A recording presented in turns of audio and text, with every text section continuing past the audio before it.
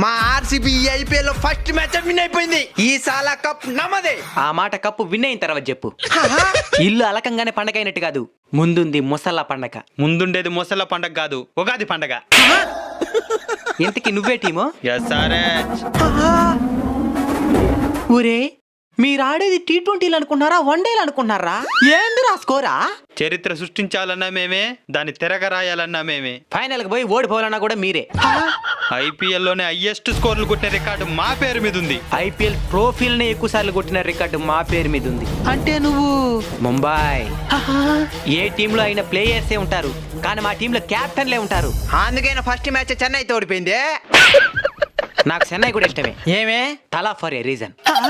ఈ సాలా కప్పు నమ్మదే. పిలవరా కాదే నమ్మ కొడుకునే.